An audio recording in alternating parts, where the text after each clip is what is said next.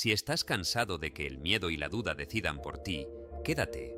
En este audiolibro, desde la psicología de Brian Tracy, aprenderás a entrenar tu mente, fortalecer tu coraje y diseñar un plan de vida claro y valiente.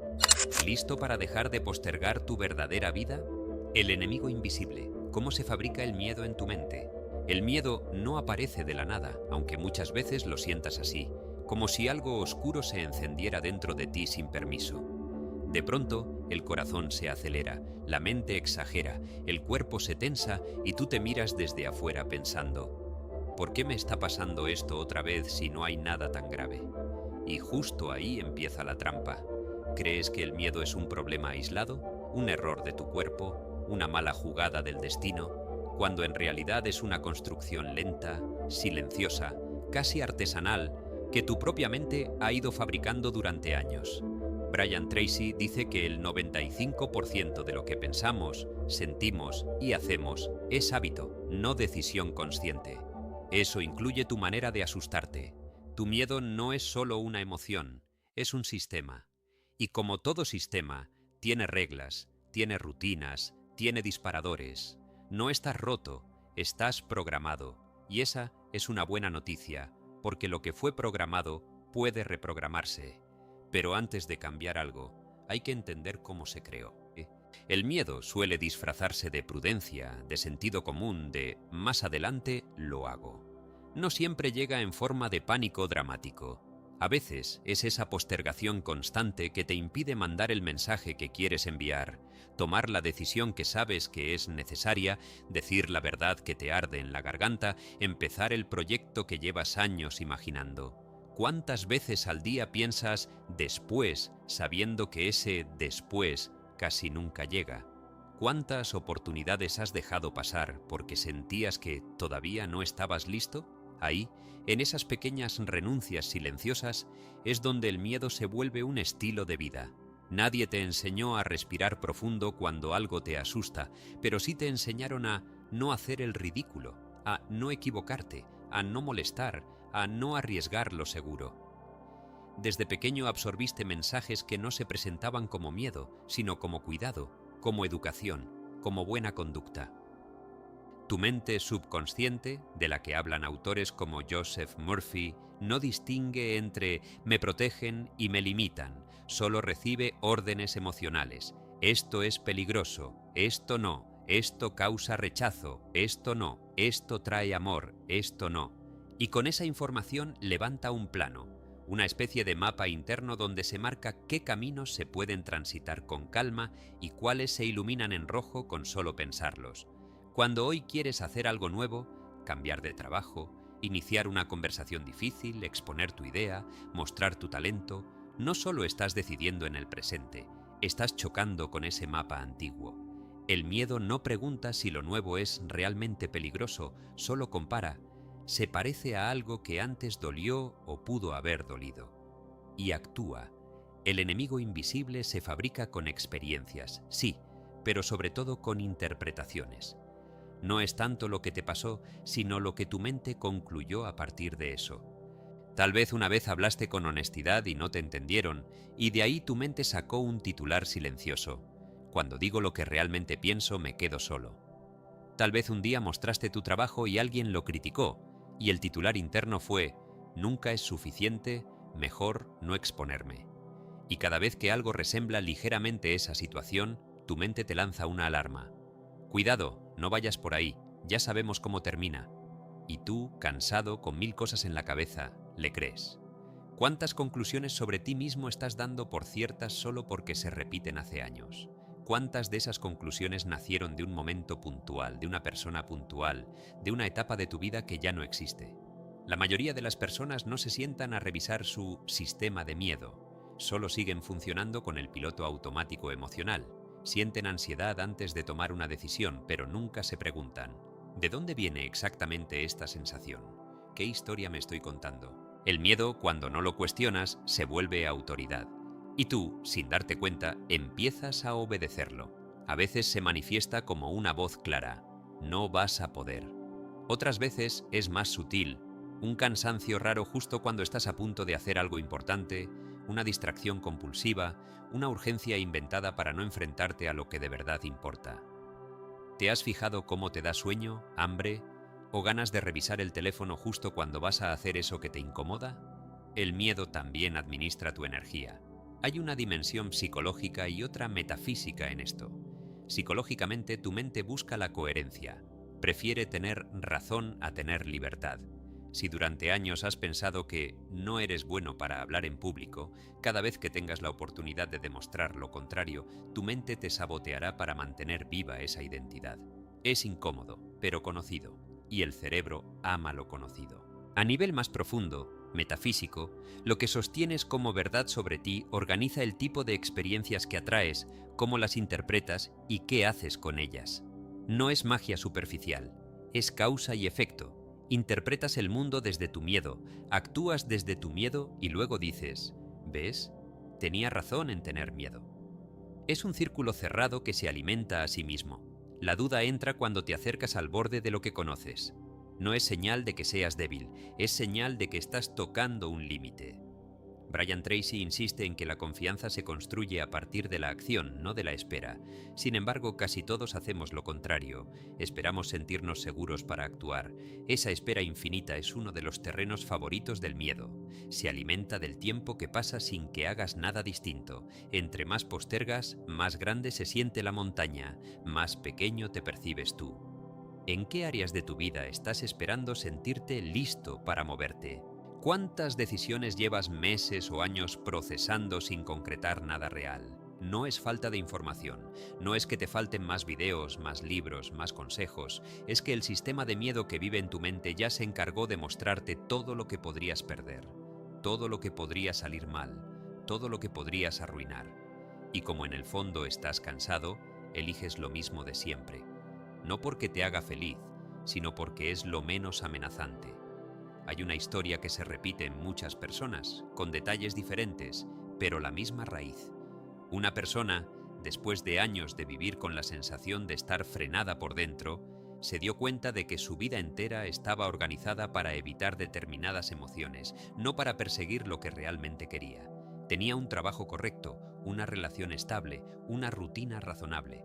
Desde afuera todo se veía bien, pero por dentro había una incomodidad sorda, la sensación de estar viviendo en modo reducido. Esa persona quería emprender algo propio desde hacía tiempo. Tenía ideas, tenía talento, incluso tenía cierto ahorro, pero cada vez que se sentaba a planear en serio, pasaba lo mismo. Empezaba a pensar en todas las cosas que podrían salir mal.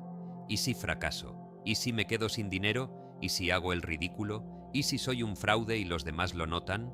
Empezaba a revisar redes, a limpiar la casa, a ordenar cajones, a hacer cualquier cosa que generara la sensación de productividad, sin tocar realmente el núcleo de su deseo. Y luego, al final del día se decía, no tuve tiempo. No era verdad. No era falta de tiempo. Era miedo, camuflado en ocupación. Un día, esa persona se detuvo de verdad. No porque le llegara un rayo de iluminación mística, sino porque se cansó de escuchar la misma excusa en su propia cabeza. Le pesaba más la sensación de no avanzar que el miedo a equivocarse. En vez de seguir huyendo del malestar, decidió mirarlo de frente. Se hizo una pregunta sencilla, pero brutal. ¿Qué es exactamente lo que estoy queriendo evitar? No qué quiero lograr, sino qué no quiero sentir. Al escarbar, se dio cuenta de que lo que de verdad evitaba no era el fracaso en sí, sino la vergüenza. La imagen de otros viéndolo intentarlo y no lograrlo. La mirada de juicio. La sensación de no ser suficiente. El miedo que lo frenaba no era un miedo abstracto al futuro, era un miedo muy concreto a una emoción específica. Sentirse humillado. Cuando lo vio con claridad, algo cambió. No es que el miedo desapareciera mágicamente, pero dejó de ser invisible. Empezó a notarlo cada vez que aparecía, no como una verdad absoluta, sino como una vieja estrategia de protección. En lugar de preguntarse ¿qué puede salir mal?, empezó a preguntarse ¿qué es lo peor que podría pasar? Y podría vivir con eso. Eso fue clave. Descubrió que muchas de las cosas que imaginaba como catastróficas eran desagradables, sí, pero manejables. Podía perder dinero, podía equivocarse, Podía escuchar comentarios críticos, pero también se dio cuenta de otra cosa. Ya estaba pagando un precio altísimo por no intentarlo. El precio de vivir en una vida que no sentía propia. El precio de sostener una identidad basada en el miedo. ¿Qué precio estás pagando hoy por no tomar ciertas decisiones? No en teoría, sino en tu día a día. ¿Qué tanta energía se te va en posponer, justificar, explicar, imaginar escenarios que nunca ocurren? ¿Cuántas veces te vas a dormir agotado sin haber tocado lo que realmente importa? Esa persona, con miedo y todo, tomó una decisión pequeña pero concreta: definir una acción diaria que lo acercara a su proyecto, aunque fuera incómoda, y aunque la hiciera con el corazón latiéndole fuerte. No se prometió dejar de tener miedo, se prometió actuar con miedo. Eso fue lo que empezó a cambiar su historia. No hubo fuegos artificiales, ni discursos motivacionales, ni garantías. Hubo pequeñas batallas internas ganadas cada día: mandar ese correo, hacer esa llamada, sentarse a escribir aunque la mente dijera que era una pérdida de tiempo, decir que no a planes que solo servían para evadir. A medida que avanzaba, empezó a notar otra cosa. Muchas de las amenazas que su mente le había dibujado nunca se materializaron. No todos se burlaron, no todo salió mal, no todo fue tan difícil como lo imaginaba. Y ahí ocurrió algo que autores como Brian Tracy repiten una y otra vez. La confianza es el resultado de la acción, no su requisito. El miedo seguía apareciendo, pero ya no era el jefe. Era una voz más, a veces ruidosa, pero no definitiva. El enemigo invisible se debilita cuando dejas de hablar de él en abstracto y empiezas a identificar sus formas concretas en tu vida. ¿En qué tono te habla? ¿Qué frases repite? ¿Qué historias te cuenta? ¿Qué escenas exagera? ¿Qué decisiones te roba? Si lo piensas bien, el miedo no solo te detiene, también te ofrece una identidad. Soy tímido, soy ansioso, no soy bueno para esto, yo no sirvo para aquello. Y esas etiquetas, aunque duelen, también te ahorran responsabilidad. Si no eres capaz, no tienes que intentarlo. Si no naciste para eso, no estás obligado a esforzarte. Si tienes mucho miedo, puedes quedarte donde estás, con la conciencia tranquila de que, al menos, lo pensaste. ¿En cuántas áreas de tu vida estás usando el miedo como argumento para no asumir tu poder? ¿Dónde te escondes detrás de la ansiedad, la inseguridad, el no sé, cuando en el fondo sí sabes pero no quieres pagar el precio emocional de avanzar? No se trata de culparte. El miedo no es una falla moral, es una estrategia antigua. En algún momento de tu vida te protegió. Tal vez te ayudó a sobrevivir en entornos duros, a tolerar críticas, a adaptarte a expectativas ajenas. El problema es que, si no actualizas esa estrategia, terminas viviendo como si siguieras en aquel pasado, aun cuando ahora tienes más recursos, más conciencia y más opciones. La mente, como explica también la psicología cognitiva, tiende a generalizar. Si algo fue peligroso una vez, puede etiquetarlo como peligroso para siempre. Y tú no eres consciente de esa etiqueta, solo sientes la reacción. Por eso, la autoobservación es un acto de coraje. La duda aprendida. Voces que apagaron tu coraje. Hay pensamientos que no nacieron en tu cabeza, pero viven ahí como si fueran tuyos. No los invitaste conscientemente. Entraron cuando eras más vulnerable, cuando todavía creías casi todo lo que te decían. No es para tanto, tú no eres así, eso es muy difícil. Mejor busca algo seguro, no sueñes tan alto. Con el tiempo dejaron de sonar como frases de otros y se convirtieron en una especie de eco interno que aparece cada vez que te atreves a imaginar una vida un poco más grande que la que llevas ahora. Lo curioso es que a veces ni siquiera recuerdas de dónde vienen esas voces. Solo sientes que, cuando te ilusionas con algo, cuando te asomas a una posibilidad nueva, se enciende una especie de freno automático. Dudas de ti, de tus capacidades, de tu intuición, de tu derecho a intentarlo. Y te convences de que eres una persona indecisa, insegura, que piensa demasiado. Brian Tracy habla a menudo de la duda en uno mismo como el verdadero saboteador del rendimiento, más que la falta de talento o de oportunidades. Lo que casi nunca se dice es que esa duda no aparece por generación espontánea. Se aprende, se absorbe, se entrena. Igual que se entrena un músculo, se entrena la costumbre de desconfiar de ti. ¿Te has fijado en cómo cambias de tono contigo mismo dependiendo de quién esté cerca? Cuando estás solo, tal vez te permites soñar un poco más. Podría renunciar, podría mudarme, podría empezar de cero. podría ofrecer lo que sé. Pero aparece la sombra de una voz antigua, a veces con la cara de alguien importante en tu historia, y de inmediato ese impulso se reduce. Te dices, no, estoy exagerando, no es el momento, no quiero decepcionar a nadie. Y vuelves a acomodarte en lo conocido, aunque te quede pequeño. La duda aprendida tiene algo de triste y algo de muy humano. Nació como una forma de pertenecer. Cuando eras niño, necesitabas ser aceptado por tu entorno para sobrevivir, no solo físicamente, sino emocionalmente. Si tus ideas eran ridiculizadas, si tus intentos eran minimizados, si tus errores eran usados en tu contra, aprendiste rápido que era más seguro bajar el volumen de tu iniciativa que arriesgarte a otra humillación. Aprendiste a preguntarte, ¿estará bien lo que siento? ¿Será correcto lo que quiero? Y muchas veces la respuesta, explícita o implícita, era no. Así es como el coraje se va apagando, no en un solo golpe, sino en 1000 pequeñas renuncias. Te tragas una opinión para evitar conflicto, cambias de carrera porque eso no tiene futuro, terminas una relación donde te sentías vivo, pero no aprobada.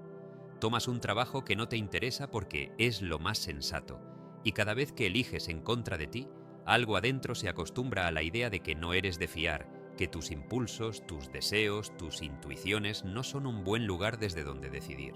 ¿Cuántas decisiones importantes en tu vida tomaste realmente desde lo que tú querías y cuántas desde lo que otros pensaban que era lo correcto?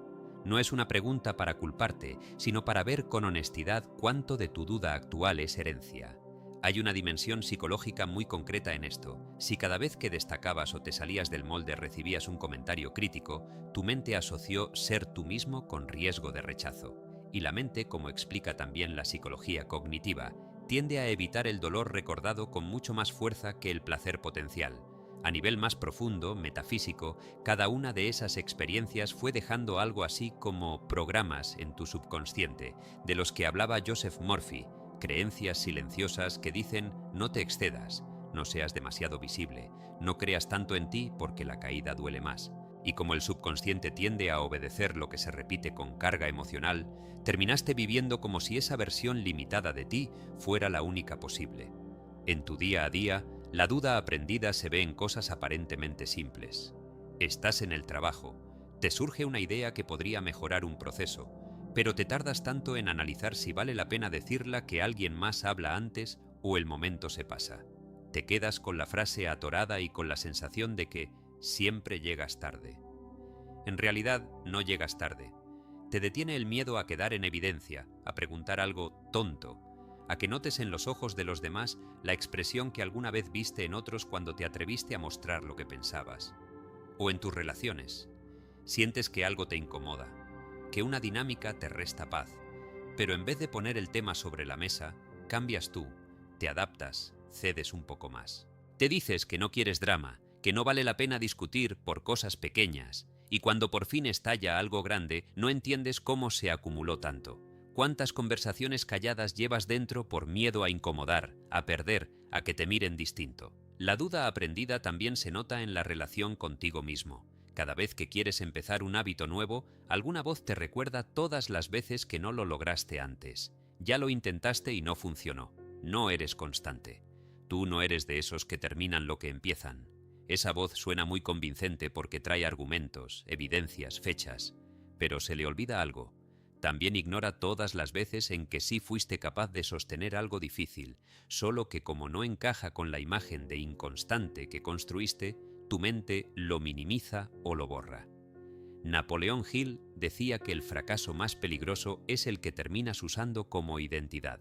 No es solo que algo no salió bien, es que pasas de fallé a soy un fracaso, y desde ahí cualquier intento nuevo viene teñido de sospecha. No te das el beneficio de la duda a favor, te lo das en contra. Hay una historia que refleja esto de una forma muy cotidiana. Una persona llevaba años sintiendo que no avanzaba profesionalmente, a pesar de ser trabajadora y responsable. En su entorno, otros parecían moverse con más decisión, pedían aumentos, cambiaban de empresa, se vendían mejor. Ella, en cambio, vivía con una sensación permanente de no estar lista. No importaba cuánto aprendiera o cuánta experiencia sumara, siempre encontraba un pero para detenerse. Me falta un curso más. Tengo que mejorar mi currículum. Ahora no es buen momento. Quizás el próximo año. Cuando hablaba con alguien de confianza, decía: yo soy muy indecisa, siempre he sido así, como si fuera un rasgo fijo, como el color de los ojos. Un día, en una conversación más profunda consigo misma, se dio cuenta de que la famosa indecisión tenía una historia muy concreta. Recordó cómo en su adolescencia, cada vez que expresaba un gusto o una preferencia, alguien cercano lo cuestionaba. Si decía que le gustaba algo, le respondían con un ¿segura? ¿Eso no es para ti? Mejor elige esto otro. Si hacía un plan, le señalaban todo lo que podía salir mal. Terminó asociando el acto de elegir con el riesgo de equivocarse frente a los demás. No solo estaba decidiendo qué hacer, también estaba defendiendo su elección ante un juicio constante. Era agotador. Así que, con el tiempo, su mente encontró una forma de evitar ese desgaste. Dudar siempre. Postergar. Esperar a que la vida decidiera por ella. De esa manera, si algo salía mal, al menos no sería su culpa. Ver esto no fue agradable. Había dolor ahí, una mezcla de rabia y tristeza por todas las veces en que no se sintió respaldada. Pero algo importante cambió. Dejó de verse como alguien defectuoso y empezó a verse como alguien condicionado. Y eso, aunque no borra el pasado, abre una puerta, porque lo condicionado puede desaprenderse. Empezó por algo muy sencillo: notar las voces. Cada vez que se encontraba a punto de tomar una decisión y aparecía el conocido «¿y si te equivocas?», se preguntaba: ¿esto es realmente mío o es una frase que escuché tantas veces que se me pegó?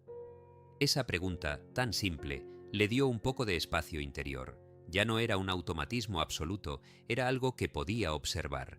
Cuando surgía el pensamiento «no estás preparada», en vez de aceptarlo como una verdad divina, se detenía a revisar: ¿en qué me baso para decir que no estoy preparada? ¿Qué evidencias tengo de que sí lo estoy y las estoy ignorando? No era un ejercicio de optimismo vacío, sino de honestidad completa. Descubrió que la mayoría de sus dudas no venían de una evaluación real de la situación, sino de un miedo antiguo a ser señalada si se atrevía a elegir. Con el tiempo, decidió hacer un experimento íntimo, sin anunciarlo a nadie. Durante unas semanas, cada vez que tuviera que tomar una decisión pequeña, qué curso escoger, qué proyecto priorizar, qué propuesta aceptar, elegiría rápido, sin pedir tantas opiniones. No se trataba de volverse impulsiva, sino de entrenar la confianza en su propio criterio. Empezó a notar algo que antes no veía. Muchas decisiones no necesitan 10 vueltas. Lo que las enreda es el miedo a ser responsable del resultado. En ese proceso vinieron errores, sí. Hubo una oportunidad que no salió como esperaba, un curso que no le gustó tanto, un proyecto que fue más exigente de lo previsto. Pero también pasó algo importante: sobrevivió, no se derrumbó, no fue expulsada del mundo y, sobre todo, se dio cuenta de que prefería aprender de sus propios errores que vivir siempre siguiendo las decisiones de otros. ¿Cuántas decisiones importantes en tu vida estás dejando que otros tomen por ti, incluso cuando parece que eres tú quien decide?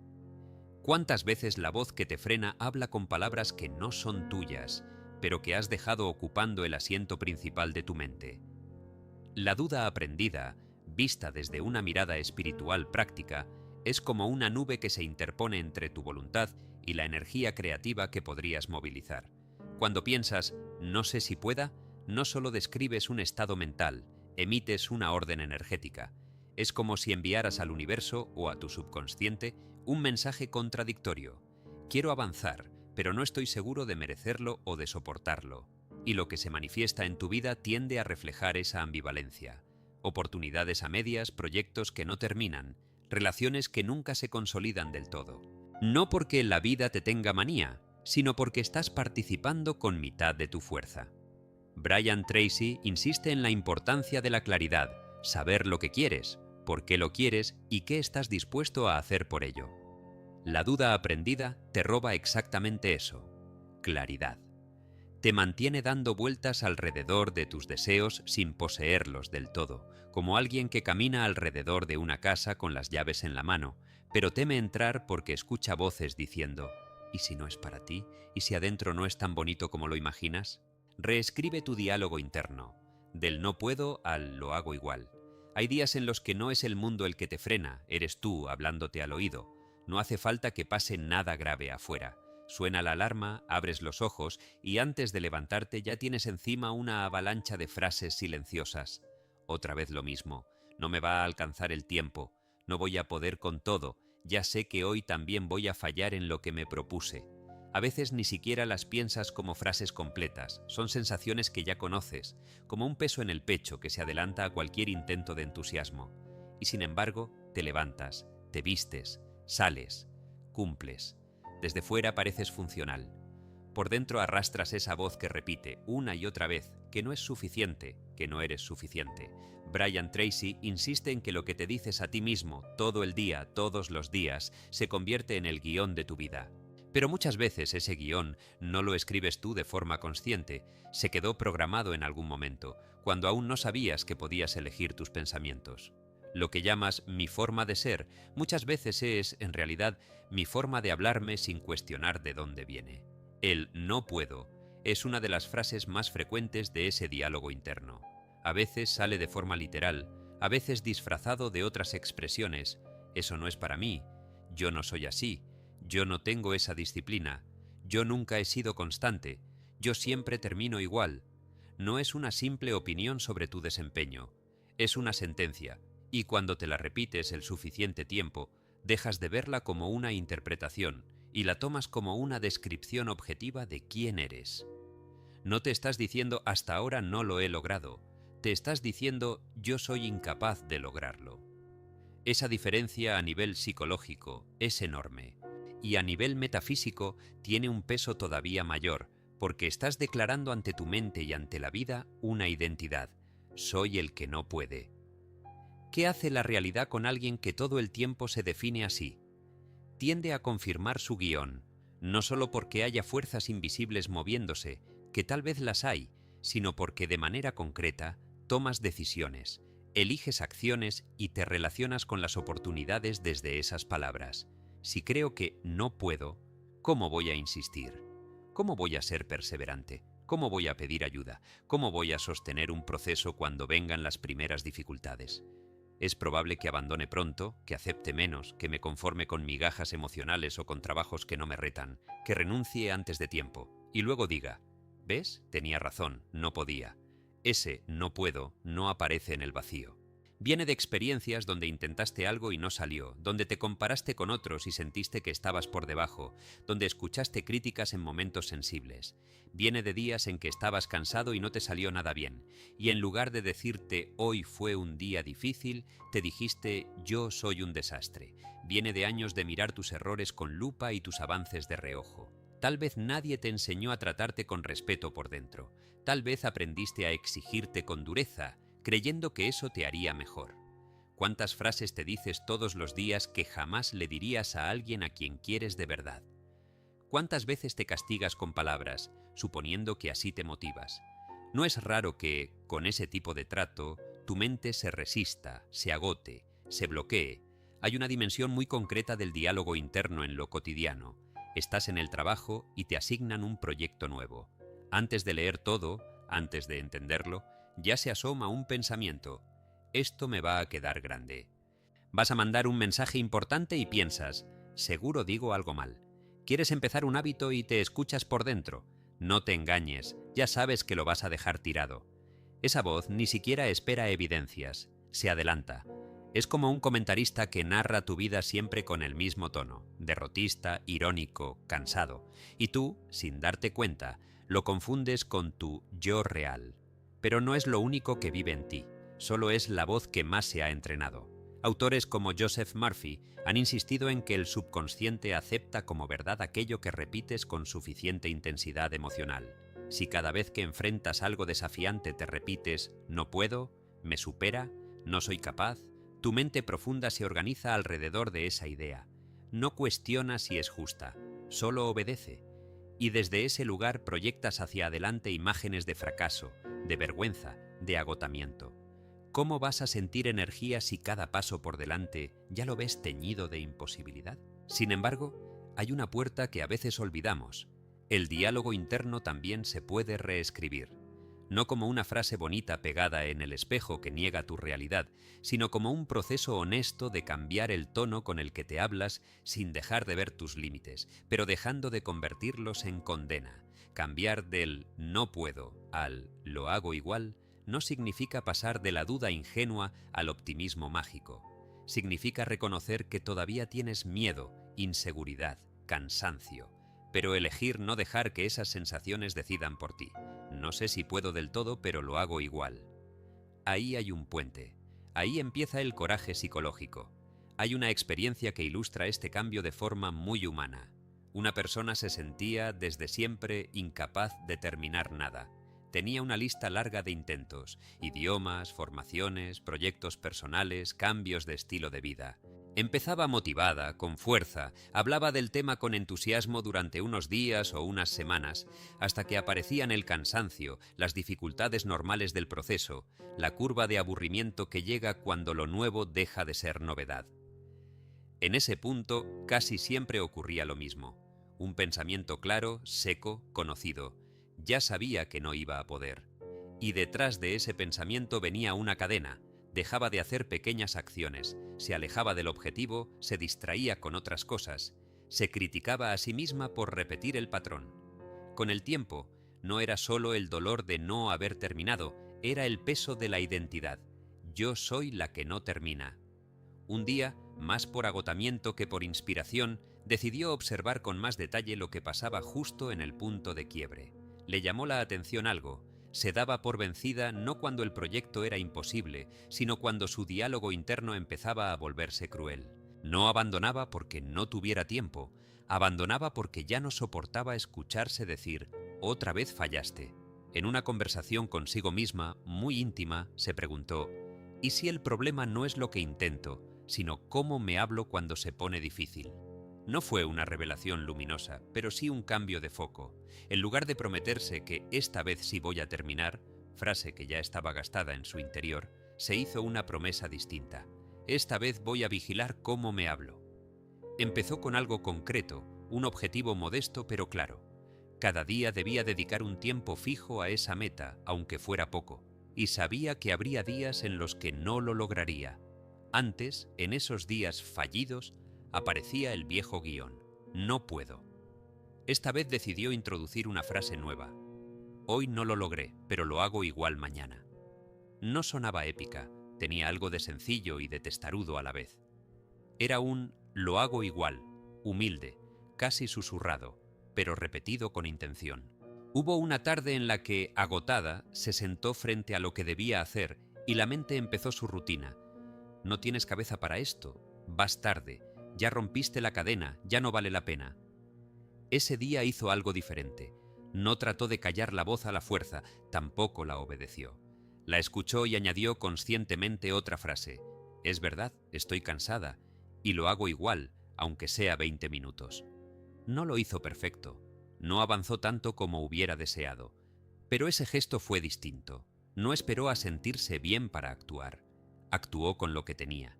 En los días siguientes, cada vez que surgía el no puedo, lo respondía con un lo hago igual, pero a mi ritmo. A veces era un poco, a veces era más, a veces solo se sentaba a organizar lo que haría al día siguiente.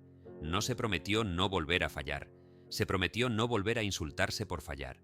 Esto llevó tiempo, hubo recaídas, días de silencio, días de autoexigencia. Pero algo en el fondo empezó a cambiar. Dejó de creerle tanto a esa voz que antes sonaba absoluta. El no puedo ya no era el final de la frase, era el inicio de una conversación. ¿Seguro que no puedo? ¿O lo que pasa es que me da miedo, me da pereza, me duele el orgullo? Y la respuesta, muchas veces, era sincera. Me da miedo. Entonces se decía, me da miedo y lo hago igual, solo por hoy.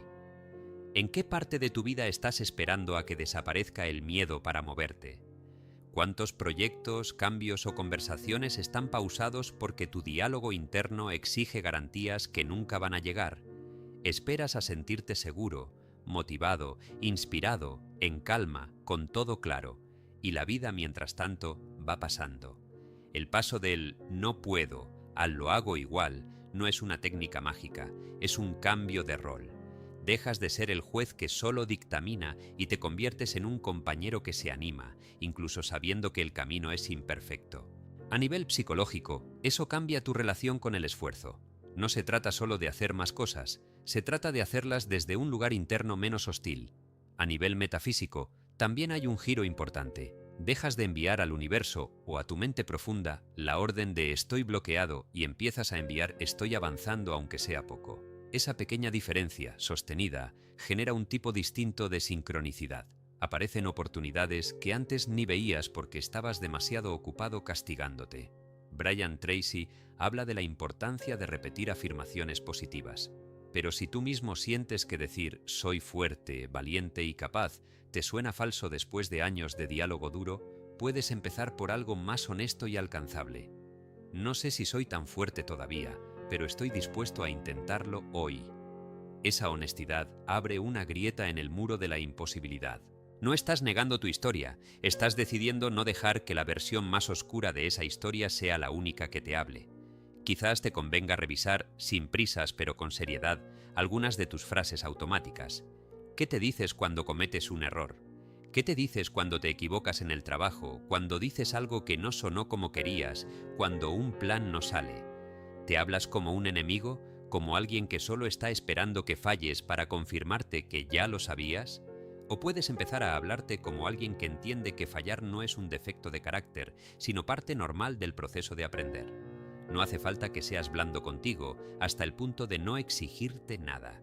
Se trata de cambiar la calidad de la exigencia. Es distinto decir, lo hiciste mal, eres un desastre, que decir, lo hiciste mal, revisa qué puedes ajustar y vuelve a intentarlo. La primera frase te hunde, la segunda te responsabiliza sin destruirte. ¿Cuál de las dos tiendes a usar más seguido? A veces creemos que el cambio interno tiene que sentirse grandioso, pero la verdad es que muchas transformaciones empiezan con frases pequeñas repetidas en momentos clave. Estás por apagar la alarma para seguir durmiendo y piensas, no puedo con este día. Tal vez puedas probar algo diferente. No sé cómo va a salir este día, pero igual me levanto y hago lo que me toca, paso a paso. Parece poca cosa. Y sin embargo, la experiencia de levantarte cuando todo en ti quiere rendirse va acumulando una memoria diferente en tu mente, la memoria de que sí eres capaz de hacer cosas incómodas. Con el tiempo, ese lo hago igual va dejando huellas. Nada de esto significa negar el cansancio real, ni minimizar los momentos en los que de verdad necesitas parar. También hay días en los que la acción valiente es descansar, no seguir. Pero incluso ahí tu diálogo interno importa. No es lo mismo decir soy un flojo, no hago nada, que decir hoy mi cuerpo y mi mente necesitan pausa y elijo respetar eso para seguir más claro después. Una misma decisión, dos maneras de hablarte totalmente diferentes. Una te desconecta de ti, la otra te acerca. Hábitos de acero, disciplina diaria para vencer el miedo. Hay una verdad incómoda que casi nadie dice cuando se habla de miedo. No se vence en un momento heroico, se desgasta a golpes pequeños de disciplina. No en la gran decisión trascendental que imaginas que algún día tomarás, sino en lo que haces cuando suena la alarma, cuando vuelves del trabajo cansado, cuando tienes media hora libre y puedes elegir entre anestesiarte o acercarte un centímetro a lo que dices que quieres. En esos minutos silenciosos, sin aplausos ni testigos, es donde se forjan o se rompen tus hábitos. Y tus hábitos, te guste o no, son la forma concreta que tiene tu vida de decir sí o no al miedo. Brian Tracy resume la disciplina como la capacidad de hacer lo que sabes que debes hacer, lo sientas o no lo sientas.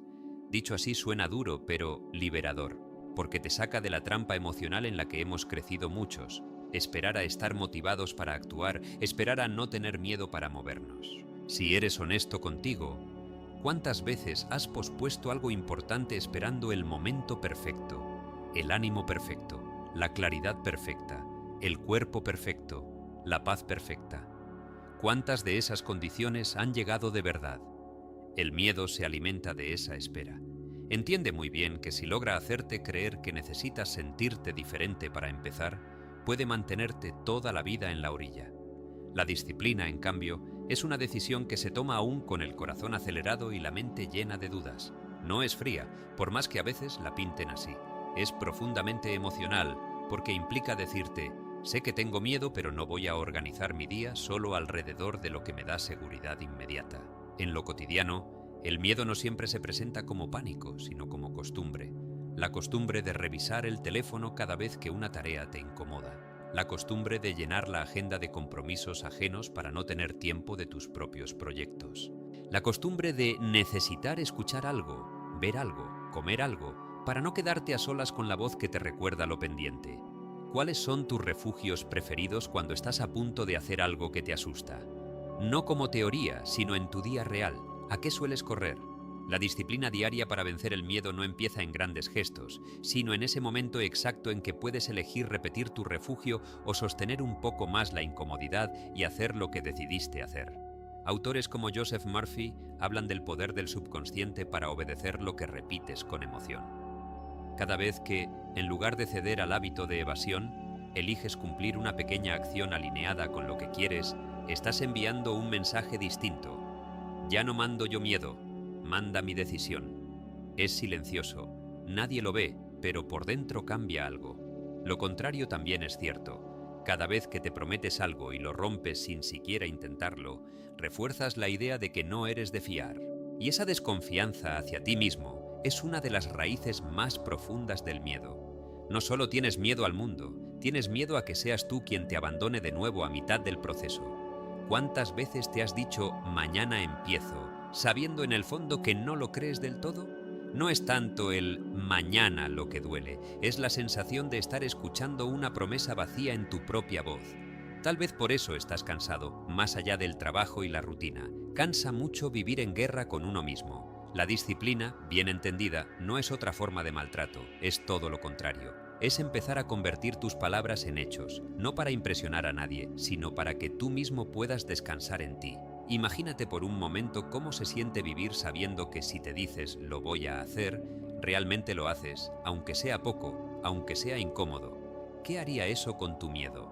Hay una historia que refleja cómo los hábitos pueden convertirse en un puente entre una vida dominada por el temor y una vida un poco más libre, aunque siga habiendo incertidumbre. Una persona vivía atrapada en una sensación constante de parálisis.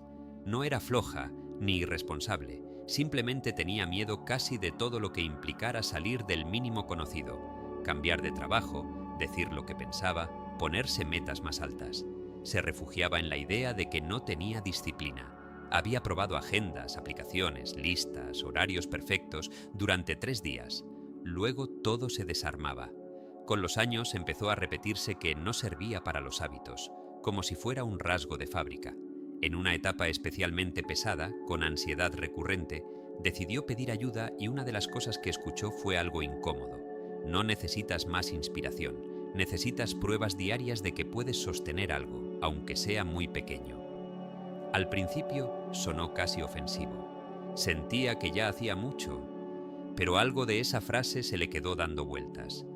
Una noche, revisando su día, se dio cuenta de que dedicaba enormes cantidades de tiempo y energía a cosas que no le acercaban en absoluto a la vida que quería. No porque esas cosas fueran malas en sí, sino porque las usaba para no pensar. Podía pasar horas viendo contenidos que ni siquiera le interesaban tanto, hablando de temas que no la movían, haciendo tareas fáciles para evitar las que realmente podían cambiar algo. Entonces se hizo una pregunta sencilla pero honesta. Si me veo desde afuera, ¿a qué le estoy siendo disciplinada de verdad? La respuesta la descolocó. Era muy disciplinada en alimentar su propio estancamiento. Todos los días, casi a la misma hora, repetía los mismos gestos de escape.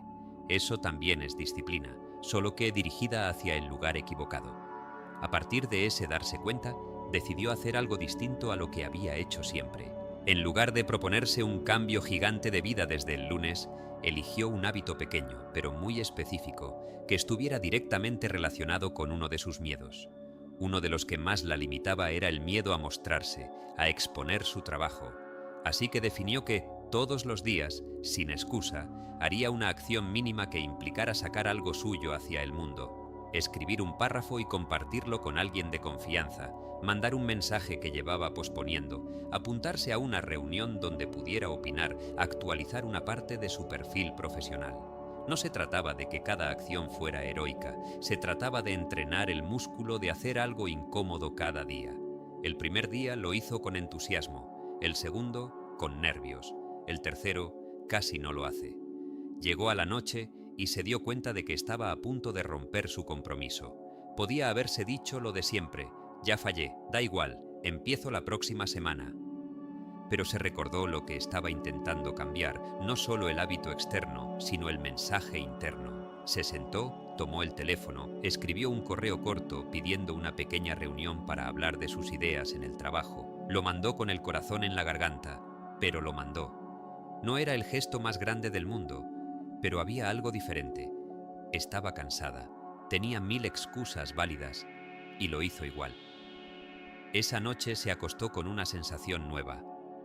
El miedo no se había ido, pero había otra cosa mezclada. Una pequeña confianza, casi tímida, en su capacidad de decidir a pesar de la incomodidad. Repitió esto durante semanas. No de forma perfecta. Hubo días en que lo que hizo fue casi simbólico. Lo importante no era cuánto avanzaba, sino que cada día pudiera mirar atrás y decir: hoy hice algo que mi miedo no quería que hiciera. Empezó a notar cambios que no esperaba. No solo en los resultados externos, que por supuesto llevaron tiempo, sino en cómo se sentía consigo misma.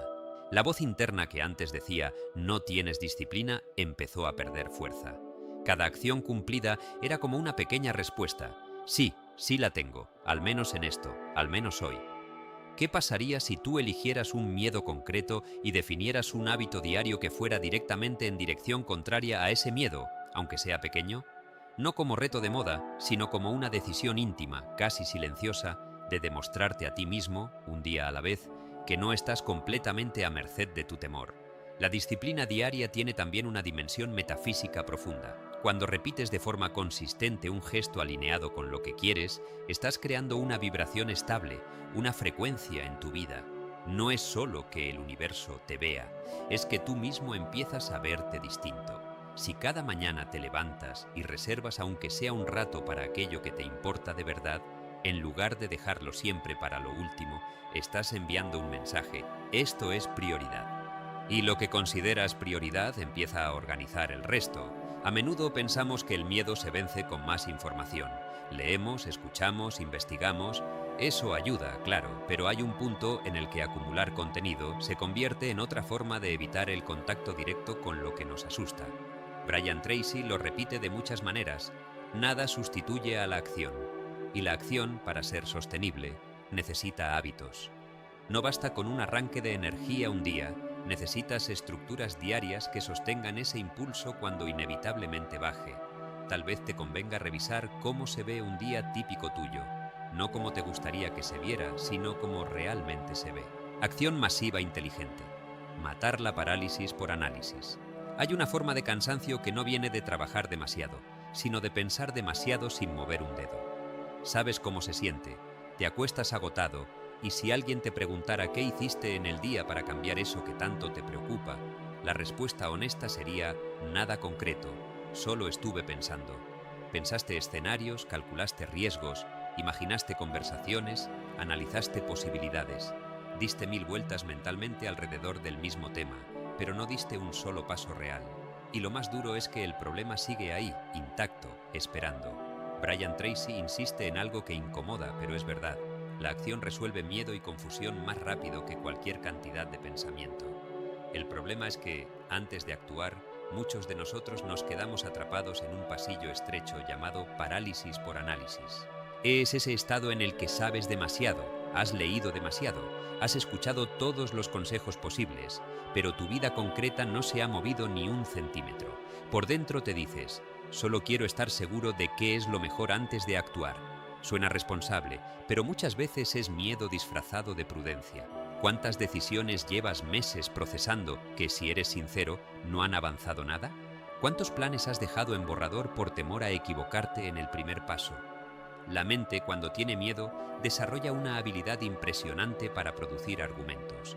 Te dice que aún no tienes suficiente información, que hay que anticipar todas las variables, que no puedes permitirte fallar. Y tú, que no quieres sufrir ni perder, le crees.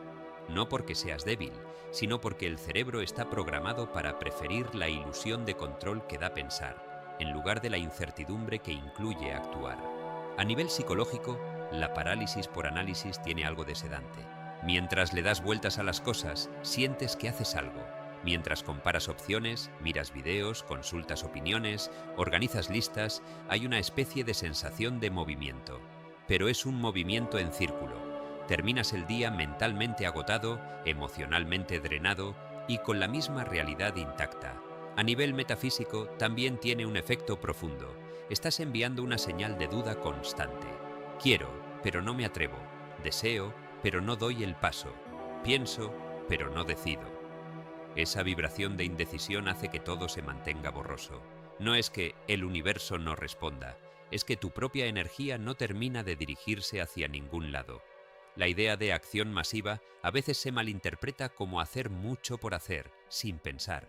Pero cuando hablo de acción masiva inteligente no me refiero a volverte hiperactivo, ni a llenar tu agenda de tareas solo por sentir que haces. Me refiero a otra cosa, a tomar la decisión consciente de romper el hechizo del análisis infinito, pasando del plano de la cabeza al de la experiencia real, una y otra vez, de forma intensa pero dirigida. No se trata de actuar sin pensar, sino de dejar de usar el pensamiento como excusa para no entrar al campo. ¿Cuántas cosas en tu vida solo vas a poder entender de verdad después de haber dado el primer paso y no antes? Tal vez más de las que quisieras aceptar. Hay un momento en el que ya no necesitas más claridad, necesitas valor. Y el valor, por definición, no aparece cuando todo está asegurado. Aparece justamente cuando no hay garantías. Piensa en tu día a día, ese trabajo que ya te pesa, pero no te atreves a dejar. Esas conversaciones que postergas porque no sabes qué palabras usar. Ese proyecto que sueñas, pero disfrazas de hobby para no sentir la presión de hacerlo en serio. ¿Cuántas veces has dicho lo estoy pensando cuando en el fondo ya sabes lo que quieres, pero te cuesta tolerar las consecuencias? La parálisis por análisis es, muchas veces, la incapacidad de aceptar que cada elección real trae consigo renuncias. Entonces postergas la elección para no enfrentarte ni a la pérdida ni al riesgo. Y mientras tanto tu vida se queda en pausa. Autores como Joseph Murphy han insistido durante años en que el subconsciente responde mejor a imágenes claras y decisiones firmes que a deseos vagos y cambiantes. Cuando dices «quiero esto», pero tu comportamiento no lo confirma, tu mente profunda recibe un mensaje doble, y la energía que podrías concentrar en avanzar se pierde en el intento de sostener dos realidades a la vez, la que sueñas y la que no te atreves a abandonar. La acción masiva inteligente empieza cuando, en lugar de preguntarte 1000 veces ¿qué podría pasar si...?, te empiezas a preguntar ¿cuál es el siguiente movimiento concreto que sí está en mis manos hoy? Es un cambio pequeño de foco, pero lo cambia todo. Pasas de la abstracción a lo inmediato. En vez de preguntarte si un proyecto entero saldrá bien, te preguntas qué llamada, qué email, qué práctica, qué decisión pequeña puedes tomar en esta jornada que te acerque 1 milímetro a ese proyecto. Y luego lo haces. No lo planeas eternamente, lo haces. Hay una experiencia de vida que muestra cómo este cambio puede transformar no solo los resultados, sino la relación de una persona con su propia mente. Durante años, alguien vivió atrapado en el hábito de pensarlo todo hasta el agotamiento. Cada vez que quería avanzar en algo importante, un cambio profesional, un movimiento financiero, una decisión sentimental, se entregaba a un ritual mental. Hacer listas de pros y contras, consultar a varias personas, leer sobre el tema, imaginar escenarios. En apariencia era alguien muy reflexivo, pero la realidad era otra. Las decisiones se aplazaban una y otra vez. Cuando al fin tomaba alguna, muchas veces ya era tarde o la vida había decidido por él. En el fondo, había un miedo grande a equivocarse. Cualquier señal de posible error era suficiente para detenerlo. Un día, en medio de una sensación de vacío y estancamiento especialmente fuerte, se dio cuenta de algo doloroso. Llevaba años sabiendo lo que quería cambiar y, sin embargo, había hecho muy poco más que pensarlo. No era que la vida no le diera oportunidades, era que él las diseccionaba tanto que se le escapaban. Durante una conversación honesta consigo mismo, reconoció que estaba usando el análisis como refugio. Le servía para decir «estoy en eso», sin experimentar el miedo real de apostar por algo. Entenderlo así no fue agradable, pero fue un punto de giro. Decidió probar una forma distinta de actuar. Inspirado en ideas de Brian Tracy sobre el poder de las decisiones rápidas y la ejecución inmediata, se planteó un experimento.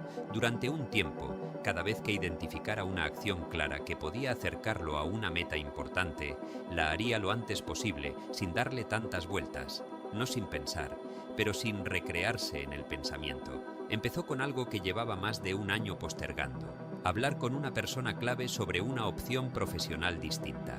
Tenía el contacto, tenía el deseo, tenía incluso ciertos planes escritos, pero nunca mandaba el mensaje. Siempre aparecía una excusa: no es el momento. Cuando tenga el plan perfecto se lo propongo. Mejor después de tal fecha. Esa mañana, con el corazón acelerado, tomó el teléfono. No hizo un borrador de 20 versiones.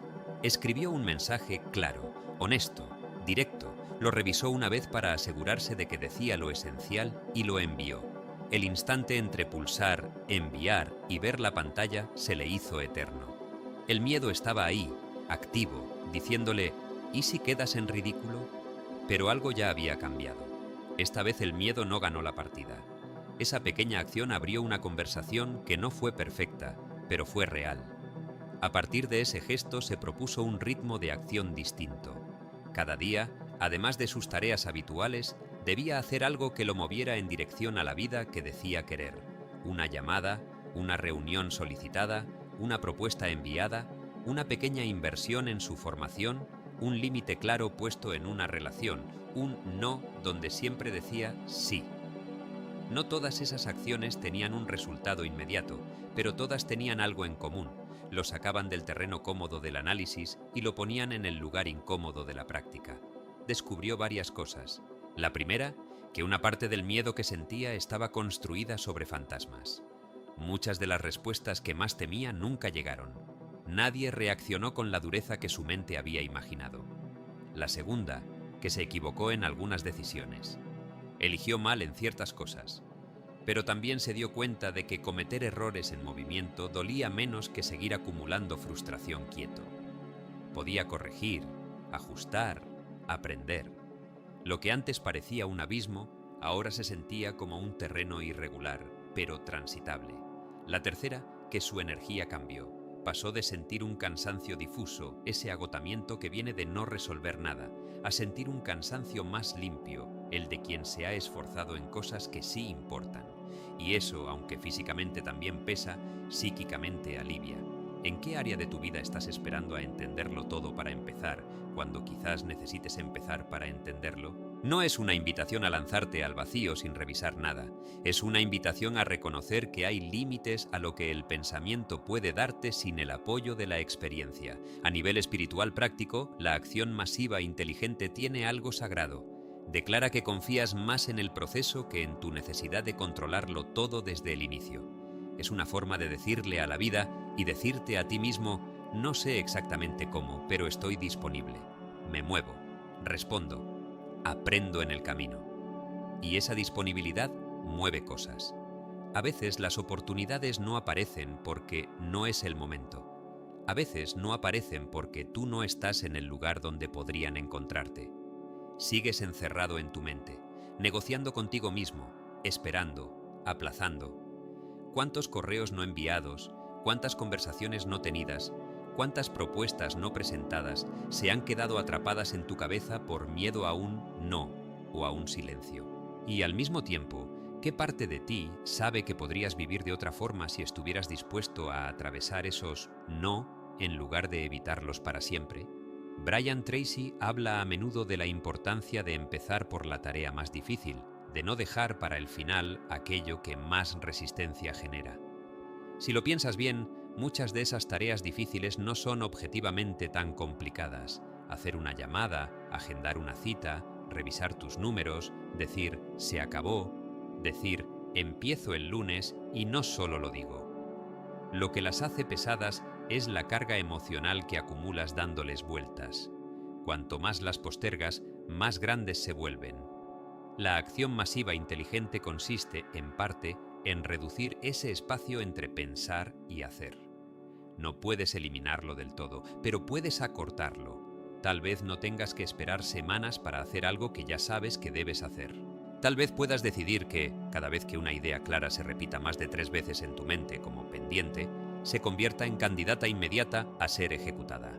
Parece simple, pero requiere coraje, porque significa dejar de contarte la historia de algún día y empezar a vivir en el territorio de hoy. También significa aceptar que tus decisiones no serán perfectas, y eso es duro, sobre todo si has usado la perfección como excusa para no moverte. La parálisis por análisis a menudo está alimentada por un perfeccionismo encubierto. No actúas porque quieres hacer la jugada impecable, pero en la vida real casi nada sale impecable. Sale como puede con el nivel de conciencia y recursos que tienes en ese momento. Y luego, con el movimiento, tienes la posibilidad de mejorar. ¿Fracasar sin quebrarte? La psicología de levantarse siempre. Hay momentos en los que no quieres escuchar a nadie, ni frases bonitas, ni discursos de superación, ni historias de gente que se cayó 10 veces y se levantó 11. Hay fracasos que duelen tanto que lo único que quieres es silencio. Mirar al techo o a la pantalla del celular sin saber qué hacer con ese hueco en el pecho y con esa voz interna que repite: hiciste todo esto para terminar aquí. Y aún así, aunque no lo digas en voz alta, una parte de ti se pregunta: ¿y ahora qué hago con esto? ¿Cómo sigo? No es una pregunta teórica. Es una pregunta que se siente en el cuerpo, en el nudo de la garganta, en el peso en los hombros, en la vergüenza que te hace evitar ciertas conversaciones, en el cansancio que se mezcla con rabia y con tristeza. Fracasar no es solo que algo salga mal. Es todo lo que te dices a ti mismo después. Es la historia que construyes alrededor de ese hecho. Es la diferencia entre pensar salió mal y pensar yo soy un fracaso. Ahí es donde muchos se quiebran. Brian Tracy lo explica de forma muy simple. Las personas más exitosas que conoce han fracasado más veces que la mayoría, pero nunca se definieron por esos fracasos. Suena fácil escrito en una frase, pero tú sabes que no lo es cuando la caída es tuya. Cuando eres tú el que ve números rojos, puertas cerradas, mensajes sin respuesta, relaciones que se rompen, planes que no se cumplen. Desde fuera, todo el mundo puede decirte: aprende de esto, pero solo tú sabes lo que significa mirarte al espejo y sostener tu propia mirada sabiendo que no salió como esperabas.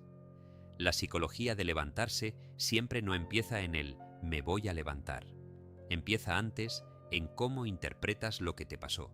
Cuando algo te sale mal, ¿qué es lo primero que te dices? ¿Piensas en las variables, en el contexto, en lo que podrías ajustar la próxima vez, o vas directo a atacarte a ti, a tu valor, a tu identidad?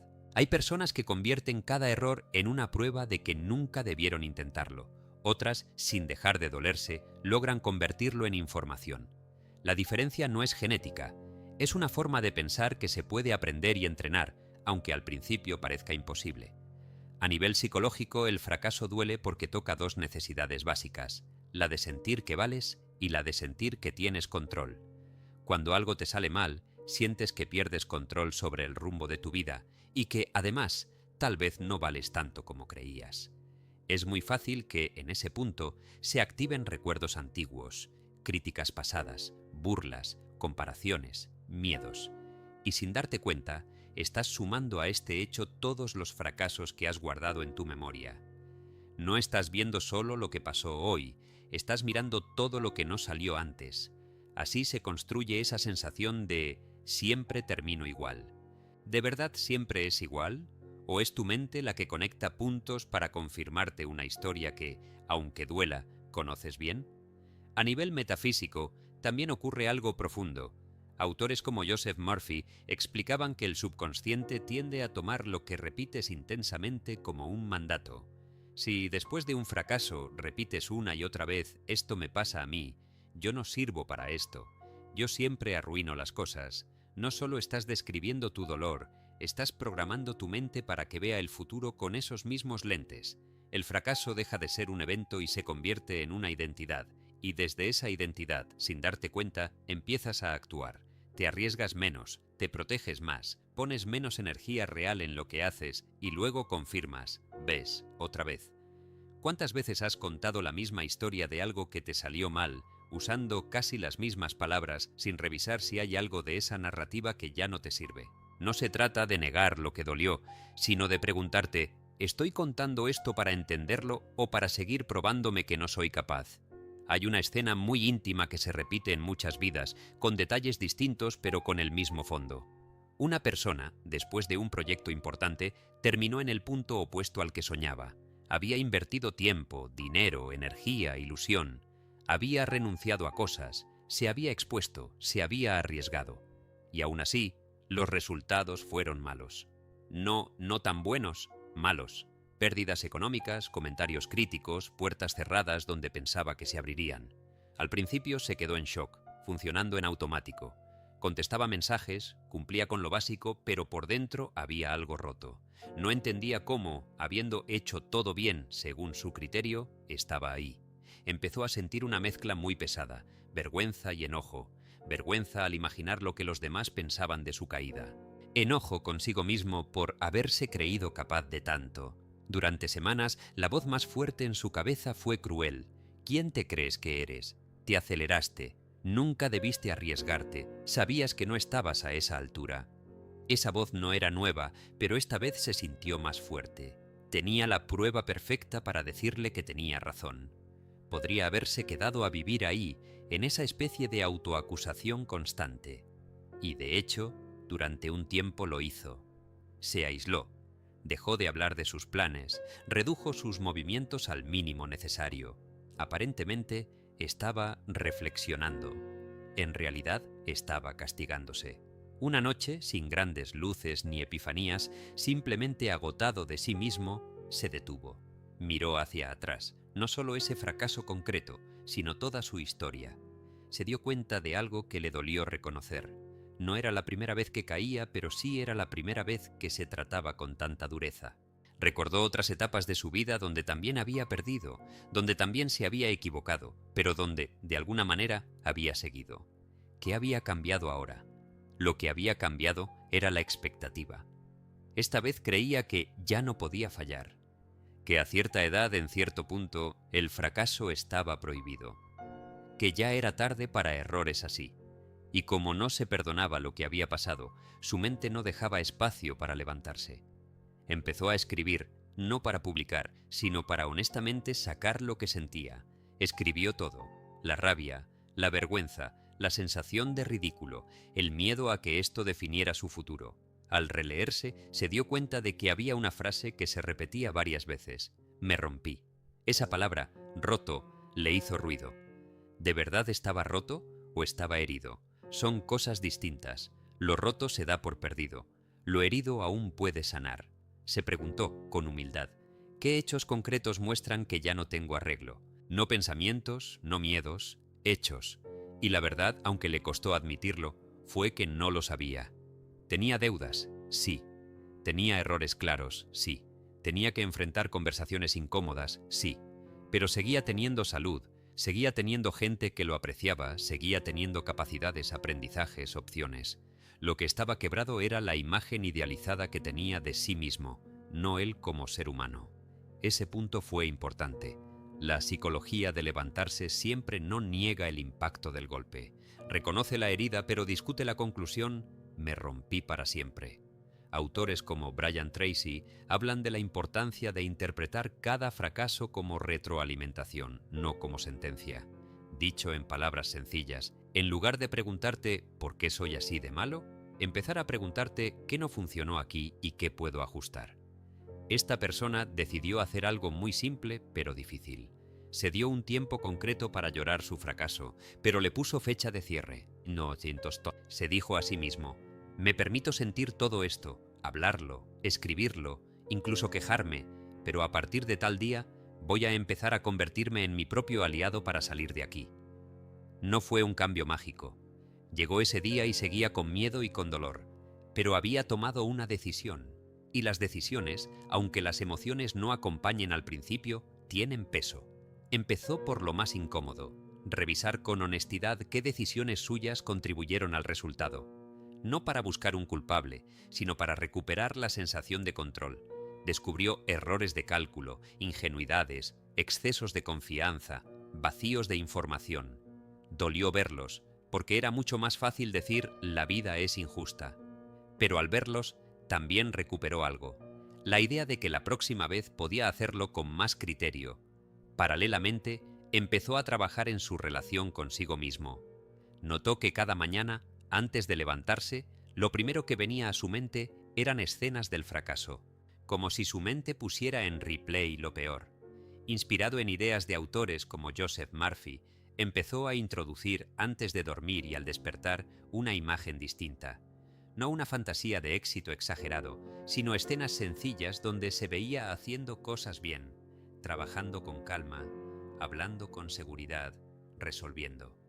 No era fácil, porque la mente tendía a volver al miedo, pero insistió. Poco a poco, esa práctica fue aflojando el nudo. No desapareció el recuerdo doloroso, pero dejó de ser lo único que veía cuando pensaba en su futuro. También tomó medidas concretas, buscó ayuda profesional para ordenar sus finanzas, habló con personas a las que respetaba para pedir orientación, se abrió con un par de amigos sobre cómo se sentía, sin disfrazar todo de estoy bien. Esa vulnerabilidad, lejos de hacerle perder valor ante los demás, le devolvió humanidad. Se dio cuenta de que no era el único que se sentía así, que otros, a los que él veía como muy fuertes, también habían caído y habían tenido miedo, y aún así seguían. Empezó a notar una diferencia importante.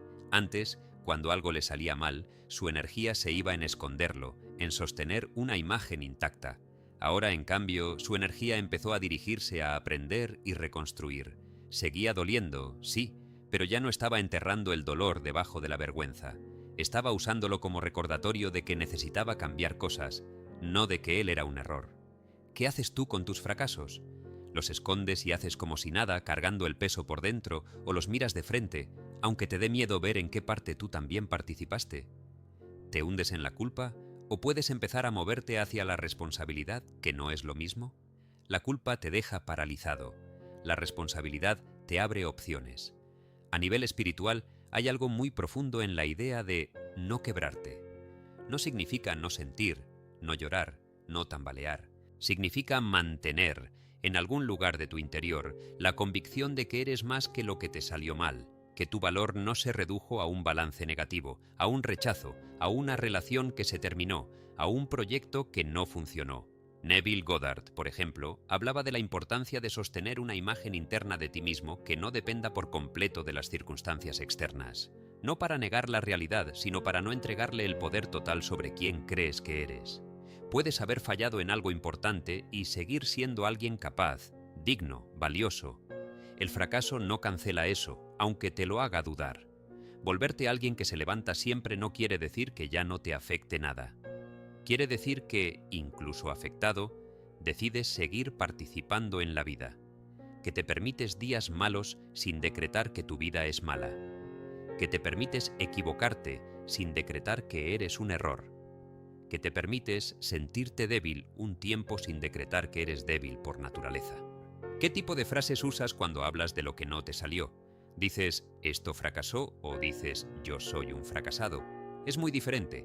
Lo primero habla de un evento modificable, lo segundo habla de una identidad rígida. Y lo que te digas en ese momento, cuando estás herido, va a marcar cómo te mueves después. Quizás haya algo que puedas hacer hoy mismo por ti. Elegir conscientemente una frase que ya no vas a usar para hablar de ti. Puede ser, soy un desastre, todo lo hago mal, siempre termino igual, ya estoy viejo para esto. Y en su lugar, empezar a sustituirla por algo más honesto y menos destructivo. Esto me salió muy mal, pero aún puedo aprender. Fallé aquí, no en todo. No es la primera vez que me levanto de algo difícil. No es autoengaño, es precisión. Y la precisión mental, como insiste Brian Tracy, es una herramienta de poder. Valentía emocional. Decir que no, poner límites y sostenerte firme. Hay una clase de miedo que casi nunca se nombra, pero que gobierna silenciosamente la vida de muchas personas. El miedo a perder cariño, aprobación o buena imagen por atreverte a decir que no. Es un miedo muy sutil porque no se manifiesta como pánico, sino como frases aparentemente inofensivas. No quiero quedar mal. Mejor no armar problema. No es tan grave, yo aguanto. No vale la pena discutir por esto. Y así, día tras día, vas cediendo pequeños espacios de ti mismo hasta que un día te miras y no sabes muy bien dónde estás tú dentro de todo lo que sostienes. Te has convertido en alguien útil, disponible, amable, pero internamente cansado, resentido, con la sensación de estar siempre en deuda con todos y al mismo tiempo con una deuda pendiente contigo. Brian Tracy habla mucho de responsabilidad personal y de cómo cada uno es el principal arquitecto de su vida. Sin embargo, rara vez se asocia esa responsabilidad con algo tan concreto y tan incómodo como aprender a decir no. No un no agresivo, defensivo, lleno de rabia acumulada, sino un no sobrio, tranquilo, firme, nacido del respeto por tu propio tiempo, tu energía y tu paz interna. Es curioso. A muchos nos enseñaron a ser buenas personas, pero confundimos ser buenos con no incomodar a nadie, aunque eso implique incomodarnos siempre a nosotros mismos. ¿Cuántas veces has aceptado un plan que no querías, un trabajo extra que no te correspondía, una conversación interminable que no tenías energía para sostener, solo para no decepcionar a otro? Y luego, ¿qué te dices cuando llegas a casa agotado? ¿Te felicitas por tu bondad o te reprochas internamente por no haber sabido poner límites? La valentía emocional tiene mucho que ver con ese momento exacto en el que sientes que algo dentro de ti quiere decir basta, pero la boca se adelanta con un bueno, está bien. A nivel psicológico, decir que no es tan difícil porque toque una habilidad complicada, sino porque activa miedos profundos. Miedo al rechazo, al conflicto, a ser visto como egoísta, a que te dejen de querer si dejas de complacer. A nivel metafísico también hay algo fuerte ahí. Cada vez que dices sí a algo que en realidad es un no en tu interior, estás enviando una señal de incoherencia. Tu mente, tu cuerpo y tu energía reciben mensajes contradictorios. Por dentro te traicionas, por fuera sonríes. Con el tiempo, esa falta de alineación pasa factura en forma de cansancio crónico, irritabilidad, tristeza silenciosa o incluso síntomas físicos.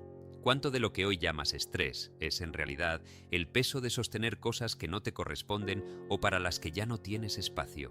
En la vida diaria, la falta de límites se ve en detalles muy concretos. En el trabajo, por ejemplo, cuando siempre eres tú quien se queda hasta tarde porque a ti te da pesar decir que no, y sin embargo, por dentro te molesta que los demás se vayan a su hora. En las relaciones, cuando aceptas comentarios o actitudes que te hieren y después te castigas a ti mismo por no haber parado esa dinámica. En la familia, cuando sigues cumpliendo expectativas que hace mucho dejaron de ser tuyas solo por no generar conflicto. No es que no sepas que te hace mal, es que te cuesta sostener la incomodidad que implica decir hasta aquí. La valentía emocional consiste justamente en pagar ese precio. No un precio dramático ni heroico, sino un costo muy humano. Tolerar caras largas, silencios raros, desaprobaciones momentáneas, la sensación de sentirte malo por priorizarte. ¿Cómo te llevas tú con ese tipo de incomodidad? ¿Te das permiso de atravesarla o buscas cualquier forma de evitarla, incluso si eso significa ir en contra de ti mismo? Hay una historia que refleja de manera muy nítida cómo se construye y se entrena esta valentía. Una persona vivía bajo el papel de el que resuelve todo. En su entorno, todos sabían que podían contar con él. Si alguien tenía un problema, lo llamaba. Si había una urgencia en el trabajo, él se quedaba más horas. Si la familia necesitaba algo, él reorganizaba su agenda. Desde fuera parecía admirable, y en parte lo era. Tenía un corazón generoso y era capaz de mucho. Pero por dentro la cosa era distinta. Empezó a notarlo cuando llegó a un punto de agotamiento en el que su cuerpo empezó a protestar. Dolores de cabeza constantes, dificultad para dormir, una sensación permanente de estar al límite. Lo más llamativo era que no podía localizar un gran problema concreto. No había una crisis específica. Era una suma de pequeñas concesiones diarias. Cuando se atrevió a mirarlo con sinceridad, se dio cuenta de que casi nunca preguntaba ¿quiero? Antes de decir que sí. Había automatizado la respuesta. Sentía la solicitud, sentía el miedo a defraudar, sentía la culpa anticipada de decir no, y elegía el alivio momentáneo de complacer por encima del peso de sostener ese sí después. Era un mecanismo muy rápido. Antes de que su parte más profunda pudiera intervenir, su boca ya había aceptado. Una noche, exhausto y con una mezcla de tristeza y rabia, se permitió escribir sin filtros cómo se sentía. Lo que apareció en el papel le sorprendió. Había mucha más rabia de la que creía, no tanto hacia los demás, sino hacia sí mismo. Se sentía usado, pero al mismo tiempo sabía que era él quien se ponía siempre disponible. En una frase que se repitió varias veces, escribió: «Me da miedo dejar de ser necesario». Esa fue la llave. Comprendió que, en el fondo, confundía ser amado con ser imprescindible. Si dejaba de resolver, temía volverse prescindible, y esa posibilidad le dolía. Comprenderlo no cambió las cosas de inmediato, pero abrió una puerta. Empezó a hacerse una pregunta incómoda antes de responder a cualquier petición, por pequeña que fuera. Si digo que sí, ¿estoy diciendo que no a algo mío importante? A veces la respuesta era no, puedo hacerlo sin problema. Otras veces la respuesta era evidente. Ese sí implicaba renunciar a su descanso, a su salud, a compromisos consigo.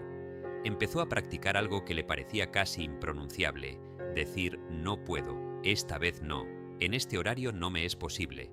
Te entiendo, pero ahora necesito atender mis cosas. La primera vez que dijo que no a una solicitud grande, sintió casi un temblor interno. Le costó dormir esa noche. Su cabeza estaba llena de pensamientos dramáticos. Ya no van a confiar en mí. Van a pensar que cambié. Me van a llamar egoísta. La realidad fue distinta.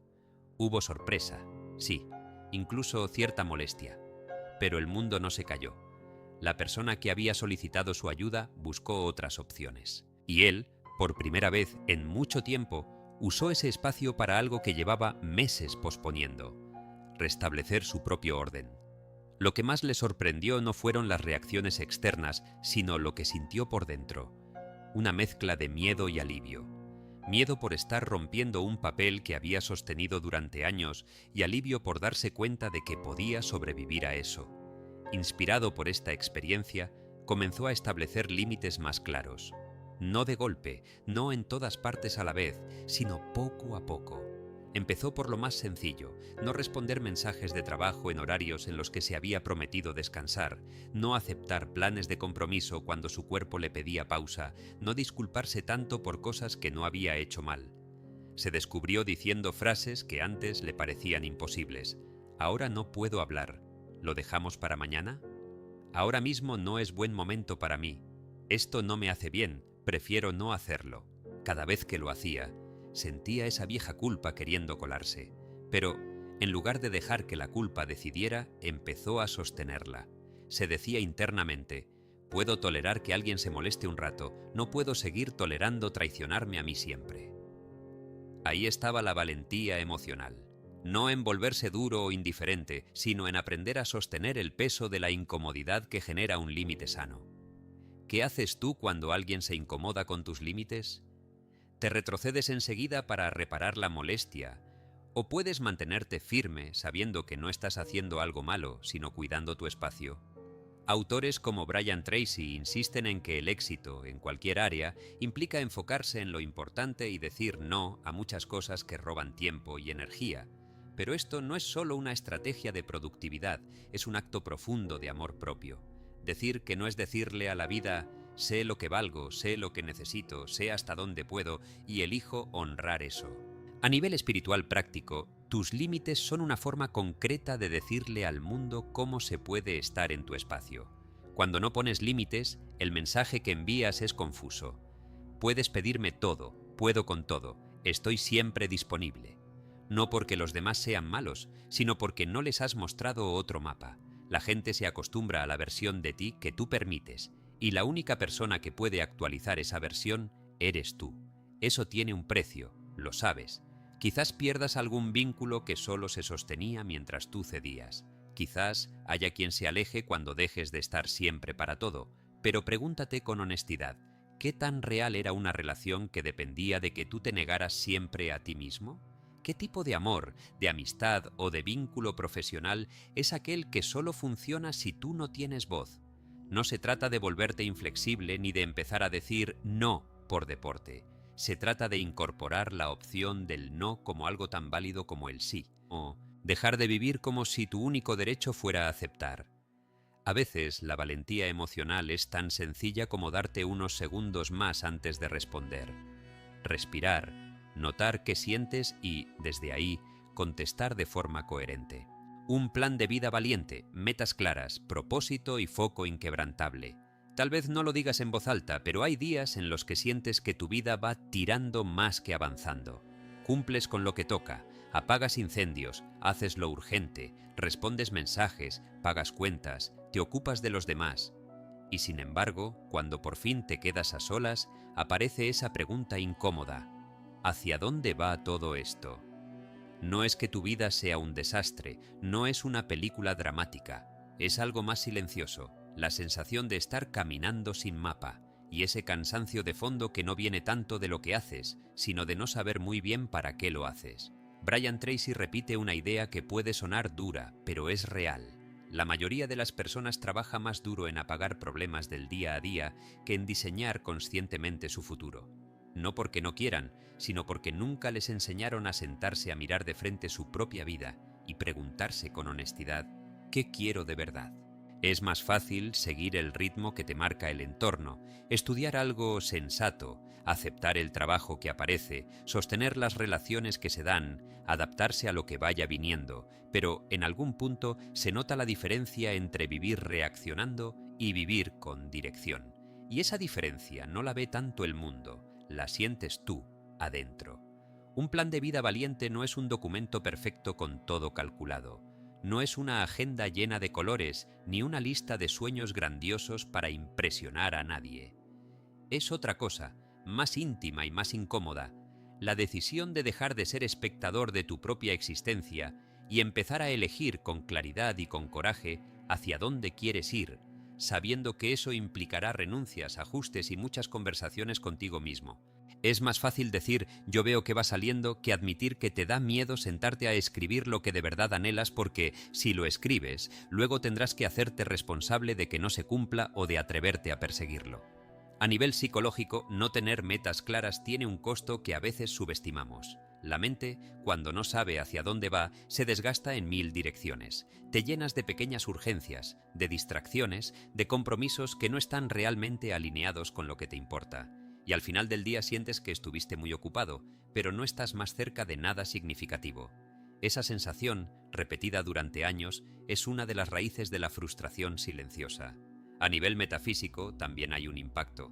Autores como Joseph Murphy explican que el subconsciente responde a imágenes y órdenes claras. Si en tu interior solo hay deseos vagos, quiero estar mejor, quiero ganar más, quiero ser feliz, sin forma concreta, la energía de tu vida se dispersa. Es como intentar sintonizar una radio dejando la perilla en medio de varias emisoras. Se oye ruido, pero no música. Un propósito no es una frase inspiradora, es una dirección, y las metas son puntos de referencia en ese camino. Cuando empiezas a definirlas, no estás haciendo un ejercicio superficial, estás dándole a tu mente y a tu espíritu un norte al que orientar sus recursos. Puedes ver la diferencia entre levantarte pensando otro día más y levantarte sabiendo, aunque sea de forma sencilla, qué estás construyendo. Imagina 2 mañanas distintas. En una suena la alarma y lo único que te espera es un conjunto de tareas sueltas. Trabajar, responder, hacer lo que toque.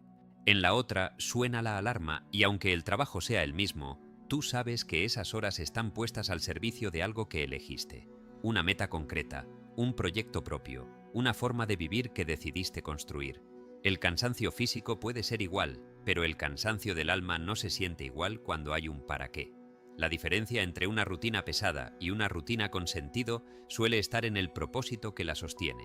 Hay una experiencia de vida que muestra esto de forma muy humana. Una persona llegó a un punto en el que, desde fuera, todo parecía más o menos bien. Tenía trabajo estable, relaciones adecuadas, una vida sin grandes dramas.